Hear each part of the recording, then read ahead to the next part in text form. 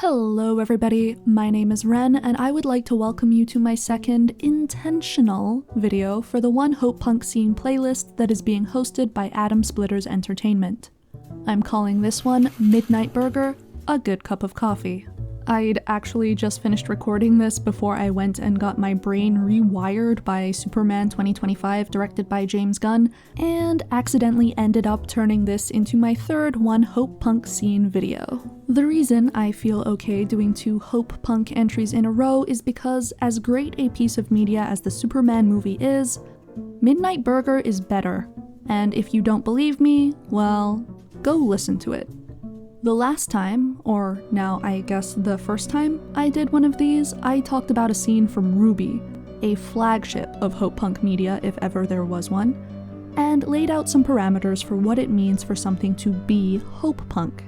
I am still gonna loosely reference those parameters, but things are gonna be a little more freeform, so if you want to brush up on what they are in more detail, pause this video and go back and watch my first entry. Then come back. We're gonna start with a little intro into the concept of Midnight Burger for anyone who clicked on this video for the Hopepunk tag and not the show tag. Midnight Burger is both the title of the audio drama written and directed by Joe Fisher and the name of the trans-dimensional time-space hopping diner the story is set in. Lifting straight from the show's website, here's a little taste of what it's about. Every day, Midnight Burger appears somewhere new in the cosmos, along with its staff, a galactic drifter, a rogue theoretical physicist, a sentient old-timey radio, and some guy named Casper. No one knows who built Midnight Burger or how it works, but when it appears, there's always someone around who could really use a good cup of coffee. We are introduced to the diner alongside the character Gloria, a woman from a version of Earth depressingly similar to ours. She once ran a taqueria, but it was shut down when the pandemic hit, so when she saw a waitressing gig on Craigslist, she figured it was better than nothing. The scene I want to talk about comes from the end of episode 2 of the first season, Planet Straightforward. Here's a quick summary to give you some context for our scene. The diner has appeared in the lush rainforest of an alien planet. That guy named Casper explains to Gloria that the average shift goes one of two ways. Option A, they open at 6, someone comes by for a cup of coffee, or maybe a meal. A normal diner experience when you set aside the whole having no idea when or where they are in time-space or the multiverse thing. Or it's option B, someone tries to kill them.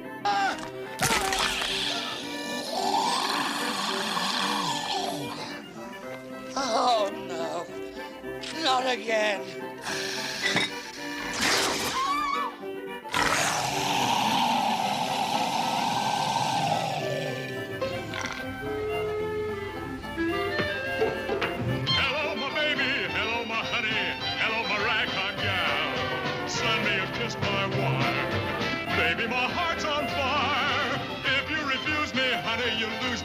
Then you'll be left alone, oh baby, telephone and tell me I'm your own.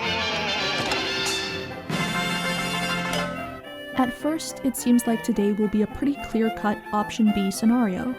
Gloria and Casper go outside and get a feel for where they have landed, and find a large, far too toothy for comfort, jawbone.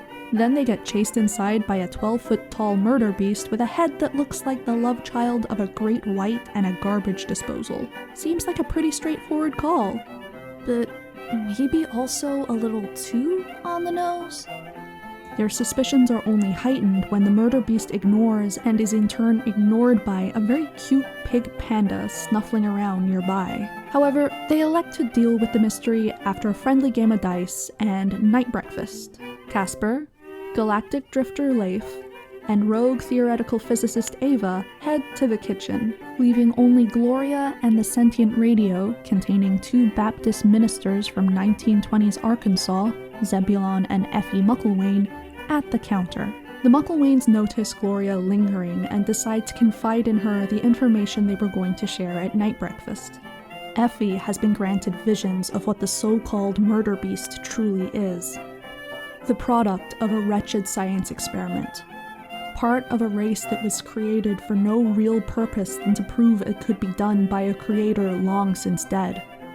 A creature that can only sustain itself by consuming others of its kind. Cursed to hunt and be hunted by the only other beings that might understand its plight. Gloria is then faced with a choice of what to do with this information. It is with her acting on that choice that our scene starts. Gloria opens the door for the creature. She is still scared, still not entirely convinced that it won't eat her, but she opens the door and invites the creature to come sit inside, because if the Mucklewains are right, then not doing so would be choosing cruelty. Perhaps confused, perhaps looking to get the bone for whatever meager sustenance it can provide, or perhaps just because it is so deeply lonely, the creature complies and takes a seat at a booth. Even knowing that it can't consume it, Gloria gets her first customer at the diner a cup of coffee. So, this is coffee. I know it seems strange, but it's nice. And it's warm. And you can hold it in your hands for a while and pretend that the world is not a swirling mess. This is an option A scenario, and although Casper was correct about what it means on a very factual level, he didn't give the full picture. A customer came in and is having, or at least holding, a cup of coffee. This moment teaches us the emotional nuances he left out. Gloria knows it can't drink the coffee, but as she said, it's warm to hold. Think for a sec, just how often a mug full of something warm gets used as part of an aesthetic shorthand for cozy, and why? Think how grounding and peaceful it can be to cradle a warm drink in your hands, holding it close even when you aren't drinking, the warmth sinking into your palms, into your chest with each slow inhale, the way the scent of the drink drifts around you. You can close your eyes and have a quiet moment, even when surrounded by chaos. I can't say that moment has ever actually fixed anything for me, but it's certainly given me the space to breathe so that I can carry on and fix things for myself. There is nothing grand Gloria can do for this creature. She can't wave her hand and give it a new livable diet or a social network to rely on. What she can do is invite it in out of the wild, treat it with respect, offer it a moment of warmth and quiet, a moment to rest and fortify itself to live on when the moment is over. It's a moment where today gets to be better than yesterday, an interaction that proves there is more to the world than the creature has known until now. A new data point to suggest that maybe tomorrow doesn't have to mean a complete return to the isolation it knew yesterday. You know, a diner isn't really the first thing that comes to mind when I think about an aesthetic of consciously chosen gentleness. Maybe it would if I was an American and grew up with them as a normal fixture instead of an aesthetic gimmick. But by and large, I think the cottagecore brain rot is pretty extensive. A stone hearth, lots of blankets and hanging plants, maybe a rocking chair, and of course a steaming mug of tea. That's the vibe. But it's not difficult to picture the comfort that comes with the mundanity of a place like a diner. Midnight Burger is a love letter to the importance of third spaces, places that aren't home or work or school, just any place that gets you out of the daily meat grinder for a bit. Maybe you socialize with others in that space, maybe you don't. You could go to the park and watch clouds, or go to the beach for a swim. If you have some disposable income, you could catch a movie at your local cinema or grab a cup of coffee at a diner. The point is to take a break. We can forget how important those little breaks are for our health when we go without them for too long. But they can be the meteor in our lives. I'll let the show explain that reference. You know, Over in the Gelesian system, there was this one planet that just had microbes on it until a meteor hit it, and now they have like 5 pretty good casinos. The meteor brought casinos? The meteor spurred life to evolve, bozo. That's something. A watershed event. An unusual change. Something would have to insert itself into their continuum. Something like a good cup of coffee?